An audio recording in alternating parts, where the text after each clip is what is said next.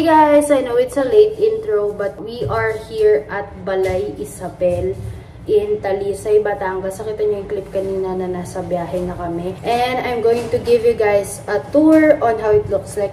And nakapambahay kami pumunta dito kasi we're staying here for 3 days and 1 night. So ipapakita ko sa inyo yung room. The door, pag pumasok ka dyan, ito yung view mo.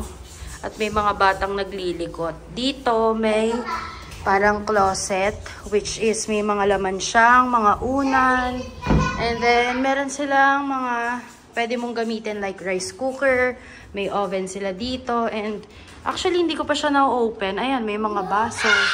Ito yung kunyari, bumili ng food sa labas, pwede naman. And pagpasok, ito yung pinto. Ito yung left side. Ayan siya, let's open. CR to. Ayan yung itsura niya. There's me. Ayan, malinis naman siya and very decent. Ayan, maganda naman siya. Ito na yung pinaka room. Meron silang TV. And then, we have 2 beds. Siguro dito lang kami ni Kobe, tas mga bata dito. And this is my favorite part. Pwede kayong magkain dyan. And ayan siya, oh. By the way, aircon din pala siya. Ayan, may aircon siya dito.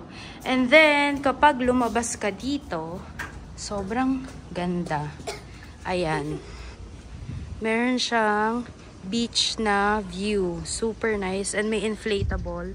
Pwede nyo yata siyang gamitin. As of now, parang hindi ka makakapag-swimming sa beach kasi may something about LGU ba daw yun. Pero yun, pwede nyo gamitin yung inflatable pero dun lang, hindi kayo pwede mag-swimming sa dagat. And I think yun lang yung mga activities na pwede sa beach. And then the rest is pool na. I think may minention na total of 4 na pool na pwede nyong puntahan dito. Ayan siya, front view.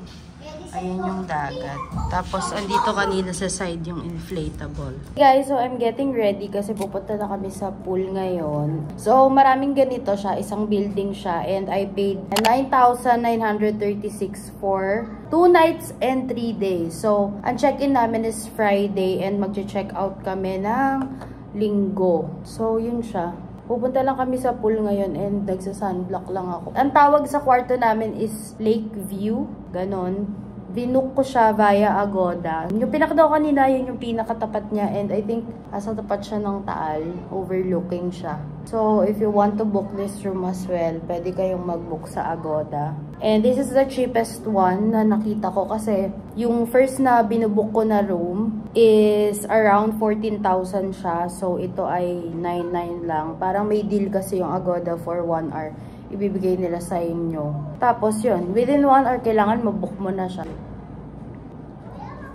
So yun, let's go to the pool. This is my outfit. Ito pa din yung suot ko nung nag-Pico de Loro. Susot ko ulit siya. Siyempre, di naman ako mayaman. Ang ganda nito. Sa Shein ko siya nabili. Bye! Ito yung room namin. And then pag lumabas ka, ayan siya. Puro puno lang. Sa baba kayo magpa-park. Ganyan yung itsura niya sa labas. This is the beach. I wish there were more activities pero ngayon wala daw. Pero ayan siya. Ganda. Cameron. Hello. Hello.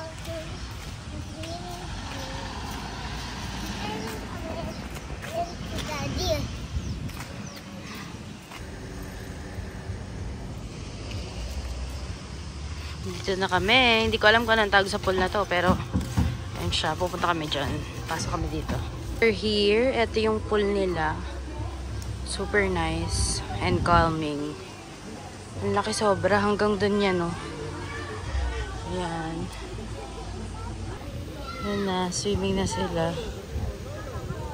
Ito yung katapat niya. I think this one is like the receiving area nila. And along the way, nakakita ako ng parang pwedeng kainan namin mamaya. So, maybe doon na lang kami magdi-dinner. Tapos yun, later na lang siguro ako mag-vlog since swimming ako. Syempre, dito kami sa pambatang area kasi hindi pwede sa malalim.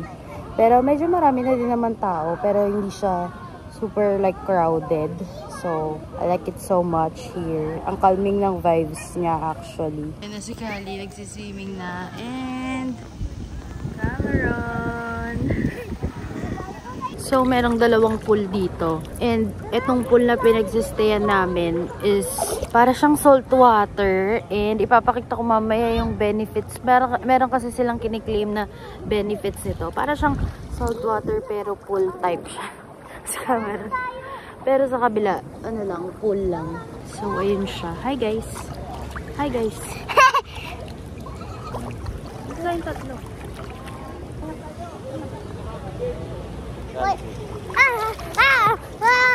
Parang totoo siya. Totoo yung hair care. Parang lumabot yung buhok ko. Para siyang actually Pico de Loro type. Kaya lang dito, wala kayong access sa beach. Pwede lang kayo maglaro sa inflatable, yung pinakita ko kanina. Pero hindi kayo pwede mag-swimming sa beach. Also, hindi din kayo makakapag-swimming kasi para siyang Boracay ngayon na marami siyang lumot.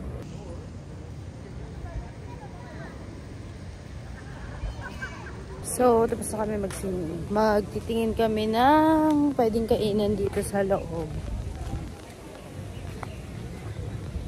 Ayan siya. Andoon sila Kali na iwan. Parang may event dito kasi nagpapatugtog sila. Ayan o. Tables. I mean chairs. Tables and chairs. So, ayan na yung Taal. Ito yung beach. Dumi siya. Walang tao. Nasa other side na kami. And kainan yata to. Hindi ko alam kung kita. So, ito yung isang pool. Ganyan lang siya. Then, ito yung view nyo. Ayan lang yung pool. Ayan lang. Tapos, dito pwede yata kayo mag-breakfast. So, baka bukas dyan na lang kami kumain. And check din namin to kasi parang kainan din siya. Eh, naghahanap kami kung saan pwede mag-dinner. Ganda. Wala masyadong tao dito compare sa kabila. So, nandito kami. Tapos, dun pa yung nilakad namin. So, yun. Malayo siya. Naglalakad na kami pabalik. Dito kami galing. Dun sa part na yan. And then, pag dinediretso mo to, tapos sa right side, nandun na yung parang room namin. The side niya is eto.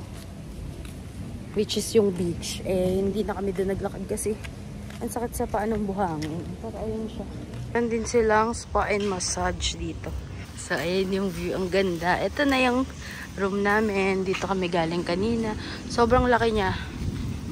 Kung gusto nyo mag-morning walk, pwede.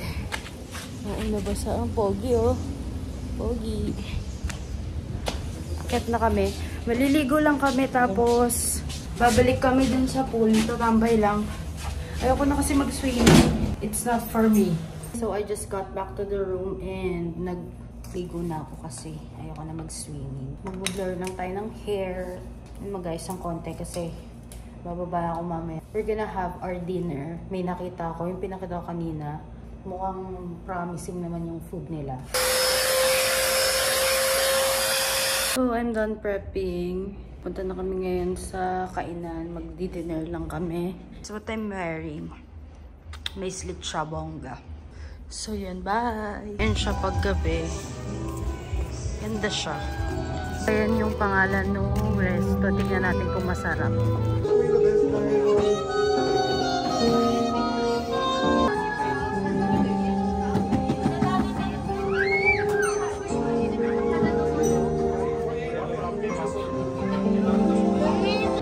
Oh, may order na po kayo? Okay, sige po, tawag na po kayo. Ensaladas. Seafood boil.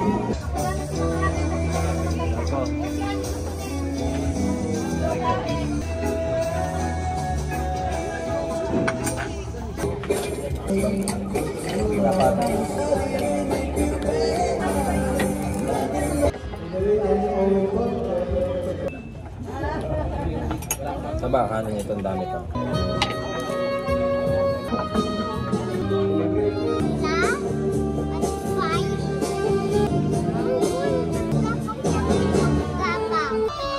Masaya ka ba? Ha? Masaya ka? Masarap ba?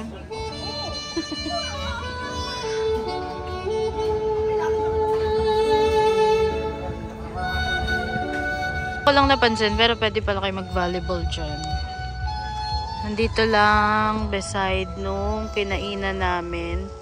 Ayan siya. Tapos nasa right side yung volleyballan. So, ihahatid lang namin yung mga bata sa room. Tapos, dadaan kami ng Alpha Mart because it's the time of the month at wala akong dala.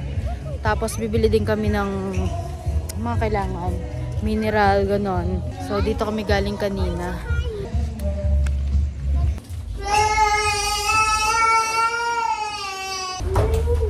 So, guys, kakagaling lang namin sa ang tatak, Alpha Mart. Papakita ko kung ano yung mga binili namin. So, I got 7-Eleven pala kami pumunta. Ito, kailangan natin yan. Kami punta namin bumili ng mineral. Kasi ang mineral na nabili namin ay ganito lang siya kalaki. And hanggang Sunday pa kami dito. So, hindi na siya kasha. Pringles, kasi nag-aagawan sila kanina. Oh. Tapos, I got cheesy. Gusto kong mag-snack habang nanonood sa TV. And then, bumili lang kami ng coffee. And shots. Yun lang. So, nandito ako sa dining area. And kung may naririnig kayong music, dun yun sa pinanggalingan namin na pool kanina. Tatambay pa sana kami dun ni Kobe. Kaya lang meron siyang work because it's just Friday today. And meron pa siyang remaining work na kailangan niyang gawin. So, baka bukas na lang kami tumambay. Meron palang party-party dun. Sana bukas, hopefully, meron pa rin. Pero yun, I think this is gonna be my last clip. Pero yun, I just want to share my thoughts on the food that we ate earlier. Sa place muna, the ambience was really nice. Nasa dagat kayo habang kumakain. Yung pinaka parang pinagtutungtungan nyo is nasa dagat siya. So that's a plus. Tapos we paid 3,700 for the food. Kasi ang nagpamahal dun is yung seafood boil. Kasi yung seafood boil is around 1.9 na kagad. Which is acceptable naman kasi ganun talaga yung price ng mga seafood. Lalo pag kumakain kami sa labas. Parang ganun din naman yung price niya. For the food itself, I would rate it 7 out of 10. Yung seafood, okay naman yung lasa niya compared to Pico de Oro nung pumunta kami, as in blunt yung lasa ng food. Dito naman, okay naman yung lasa ng food nila. Kaya lang, hindi kasi ako mahilig sa spicy. So, yung seafood kasi na sinerve nila is spicy. And di ko masyadong gusto yung timpla nila. Tapos, sabi nila fresh yung sineserve nila. Nag-order din kasi kami ng grilled hito. And yung grilled hito, hindi siya fresh. So, yun lang naman. Pero, okay naman yung food niya all in all. So, bukas magta-try ulit kami ng bagong kakainan. Doon naman sa poolside kung saan kami nag-swimming today. So, tatry din namin yun kung masarap ba. Yeah, and I think that's it for today's video. I'll see you guys in day 2. Bye!